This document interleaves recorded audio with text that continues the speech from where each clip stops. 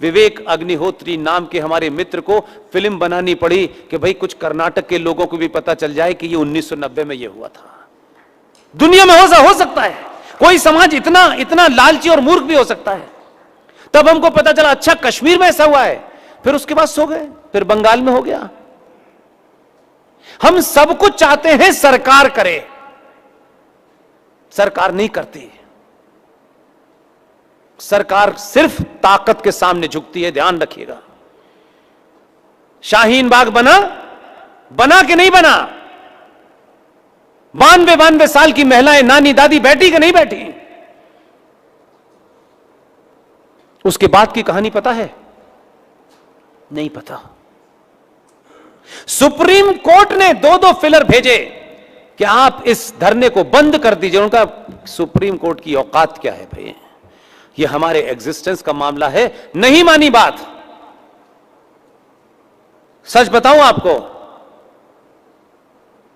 जिस कारण से शाहीन बाग हुआ था, उन्होंने अपना वो एजेंडा, वो टारगेट, वो एम, वो ऑब्जेक्टिव हासिल कर लिया।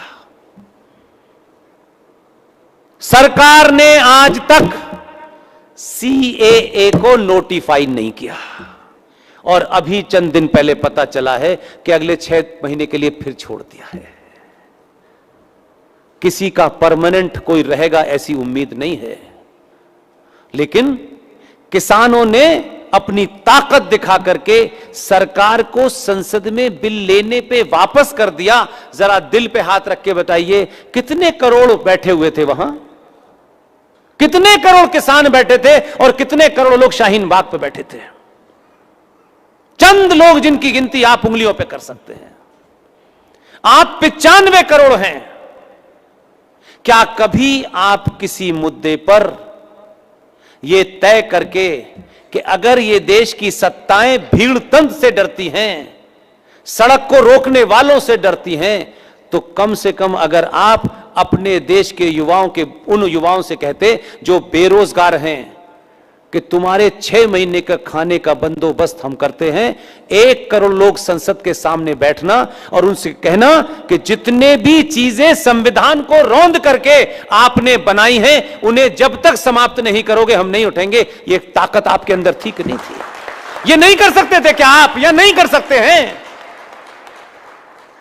लेकिन आप फेसबुक से चाहते हैं हिंदू राष्ट्र हो जाए, फिर फेसबुक से चाहते हैं वक्फ प्रॉपर्टी कानून हो जाए।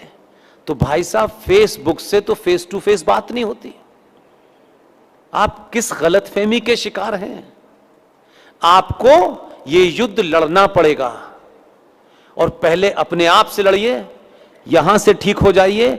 जिस दिन यहां से ठीक हो गए, ये जो छोटे भाई का पजामा बड़े भाई का कुर्ता पहने घूम रहे ना, कभी यहां गर्दन कभी वहां गर्दन, 1% सनातनी हो जाए, किसी को मारने किसी को डराने की बात नहीं कर रहा मैं।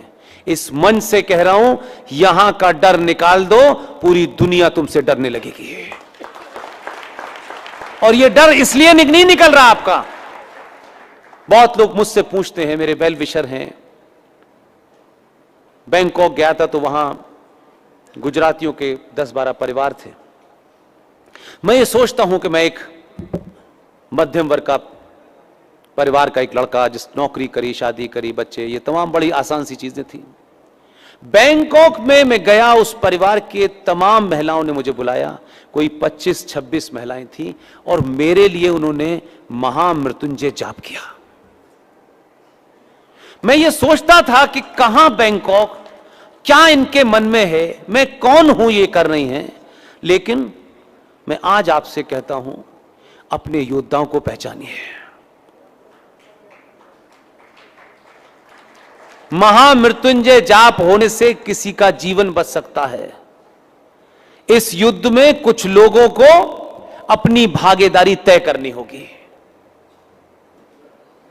यहां मुझे बुला करके पारस साहब के माध्यम से, गुप्ता जी के माध्यम से जो ये कर सकते थे इन्होंने कर दिया। इन्होंने अपनी भूमिका तय की कि हम बंगलौर में पिछले 2 साल से बेचारे ये कोशिश कर रहे थे, लेकिन इधर उधर के बहुत सारे कारण से मैं नहीं आ पा रहा था। यह सिलसिला पुष्पेन से शुरू किया है अगर आपने, तो अभी 10-15 लोग ऐसे हैं जो कुछ और बातें आपको बताएंगे। यह सिलसिला न रुके, यह जागृति लगातार चलती रहे और तब तक चलती रहे जब तक आप सड़क पे निकलें और जो गेरुए वस्त्र पहने हो और अकेला सड़क पे चल रहा हो और छोटे भाई का पजामा बड़े भाई का कुर्ता पहने 50 लोग भी आ रहे हो तो वो रास्ता बदल ले, तब समझिएगा कि देश बदला है। अभी आप कुछ इलाकों से गुजरते में तिलक मिटा लेते हैं, चोटी छुपा लेते हैं, यह आपकी स्थिति है। आप डराना नहीं जानते, आपको कुछ करना नहीं है डराने के लिए, तलवार लेके नहीं चलना है, सच बोलना है। सच से डरते हैं लोग, और जो लोग सच बोल रहे हैं उन्हीं की रोज हत्या का फरमान जारी करते हैं।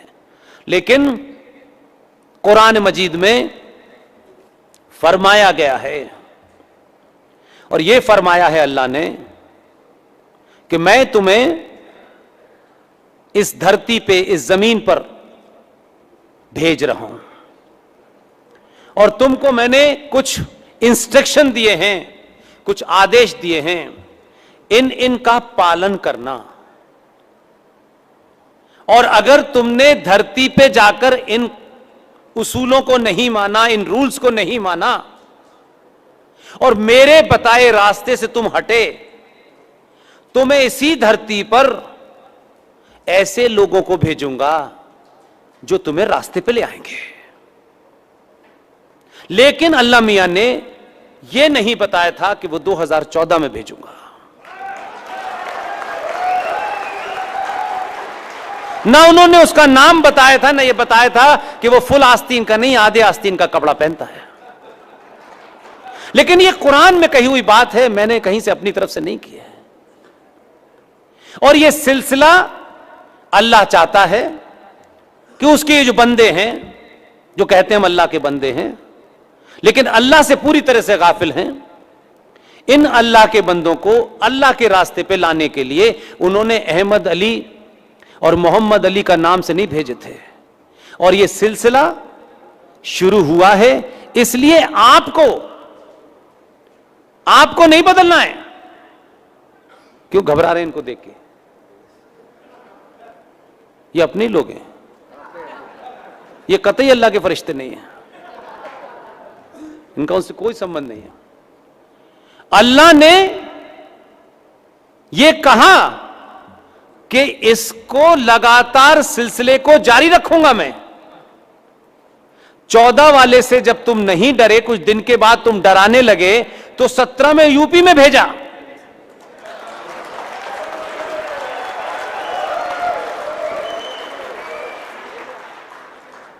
फिर 19 में भेजा।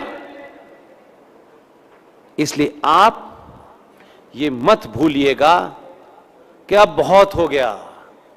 कम से कम 100 साल तक अल्लाह ऐसे ही भेजते रहे, जिसकी जिम्मेदारी आपकी है।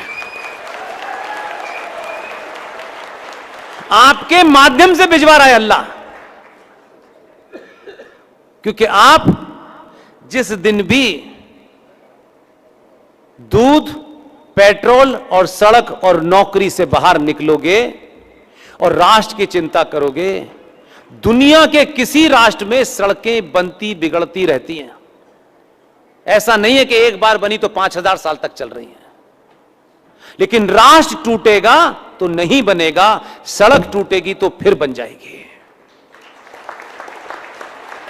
इसलिए आप वोट यादव ठाकुर बनिया ब्राह्मण होके दे रहे थे, इसलिए आप जलील हो रहे थे। 2014 किसी के कारण नहीं बदला है। ये किसी परिभाषा को, यानी पॉलिटिकल साइंस के स्टूडेंट के नाते मैं अगर इसको एनालिसिस करता हूं, तो ये कुछ एक आदमी के कारण हो गया हो, वो सिंबल बना, उसे प्रकृति ने चुन लिया। 2014 के पैदा होने के पीछे सबसे बड़ा कारण है कि इस देश में जिन लोगों ने भी उसको चुना, ये भारत राष्ट्र के अंदर पहला ऐसा प्रधानमंत्री है चुनाव लड़ने से पहले देश का प्रधानमंत्री घोषित हो गया। और इस दबाव में पार्टी ने दाएं बाएं करने की कोशिश की। उसने कहा इसको हटाया या खेल किया तो तुम्हारा खेल कर देंगे। यह दबाव है। मैं बार बार जो मेरा इशारा है, सनातनी हिंदू अपनी सामूहिक शक्ति का प्रदर्शन जिस दिन करेगा, सत्ताएं आपकी चौखट पे नाक रगड़ के पूछेंगी कि बताओ क्या करना है। इसलिए आपका आदमी इस पार्टी में है, उस पार्टी में, इसको छोड़ दीजिए। कुछ अपने उस शत्रु से भी सीखिए जो आपके बीच में है। उसका इससे कोई इंटरेस्ट नहीं है किस पार्टी में हो। जिस पार्टी में होते हैं अपना एजेंडा आगे होता है। और भारत की राजनीति का डिस्कोर्स क्या था? चुनाव हुआ, चुनाव से पहले, चुनाव जीतने के बाद 15% इनको देना है, 13% इनको देना है, 14% उनको देना है, इनको ये देना है, इनको ये देना है। आप उस डिस्कोर्स में थे ही नहीं। माइनॉरिटी कमीशन का बजट बढ़ा दिया है, सच्चर कमीशन का बढ़ा दिया है। 1-1 लाख रुपए एक लड़की और एक लड़के को हम IAS PCS बनाने के लिए मुसलमानों को देंगे। फिर ये नई योजना है, फिर इसके माध्यम से जो बेचारे बिजनेस में पीछे उनको, यानी सबके डिस्कोर्स में मुसलमान ही होता था। सब ये मान के चलते थे कि बाकियों का कोई है ही नहीं एजेंडा, इनको तो यादव बना देंगे, बनिया बना देंगे, ठाकुर बना देंगे, इसको इसके खिलाफ खड़ा कर देंगे, इसको इसके खिलाफ खड़ा कर देंगे, हमारी दुकान चलती रहेगी। 2014 के बाद से भारतीय राजनीति में पार्टियों से हटके, संगठन से हटके अगर आप देखें 14 से 22 आ गया है और 24 आने वाला है। पहली बार भारतीय राजनीति के केंद्र में सनातनी हिंदू आया है।